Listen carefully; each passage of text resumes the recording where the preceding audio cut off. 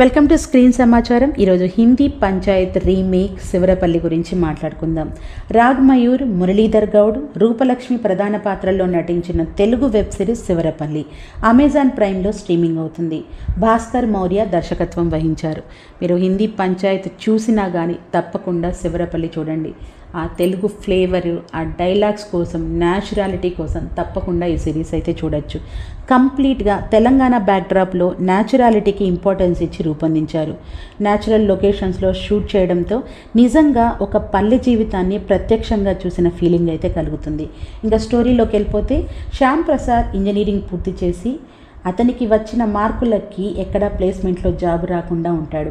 ఇష్టం లేకపోయినా తండ్రి బలవంతంతో పంచాయతీ సెక్రటరీ జాబ్కి అప్లై చేస్తాడు. కామారెడ్డి జిల్లాలోని శివరపల్లి అనే మారుమూల గ్రామంలో అతనికి పోస్టింగ్ వస్తుంది. ఆ ఊరికి అయిష్టంగానే అడుగు పెడతాడు శ్యామ్. అతను మరి ఎలాంటి ఇబ్బందులు ఎదుర్కొంటాడు?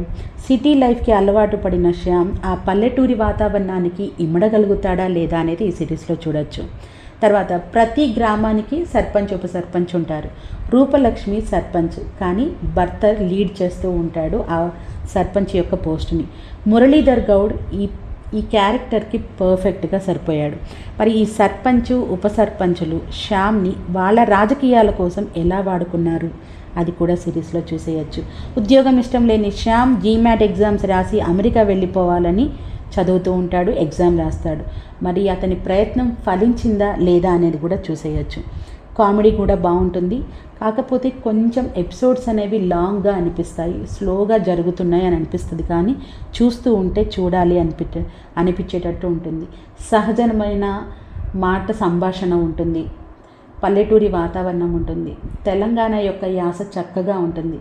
తెలంగాణ గ్రామీణ ప్రాంతంలో కొన్ని కట్టుబాట్లు కూడా అక్కడ చూపిస్తూ ఉంటారు. అలాగే ఇప్పుడు మహిళల యొక్క వెనకబాటుతనం, అమ్మాయిలు చదువు పట్ల ఉన్న వివక్షను కూడా టచ్ చేయడం జరుగుతుంది. ఇన్ఫర్మేటివ్గా కూడా అనిపిస్తుంది. మరి ఇక్కడ పంచాయతీ సెక్రటరీ సర్పంచ్లో ఎలాంటి మార్పును తీసుకొచ్చాడనేది కొసమెరుపు. ఇక్కడ కొన్ని ల్యాక్స్ ఉన్నా కానీ, కొన్ని సీన్ల అవసరం లేకపోయినా కానీ ఓవరాల్గా నాకైతే ఈ సినిమా నచ్చేసింది. వెబ్ సిరీస్ నచ్చేసింది. పక్కా పల్లెటూరి నేపథ్యంలో చాలా సింపుల్గా తెరకెక్కించేశారు. ప్రేక్షకులను అయితే ఆకట్టుకున్నారనే చెప్పచ్చు. ఎక్కడ కూడా బూతులు లేకుండా, వల్గారిటీ లేకుండా ఫ్యామిలీ పరంగా చూడదగిన కథనంగా ఈ వెబ్ సిరీస్ నిలిచింది. తప్పకుండా చూడండి.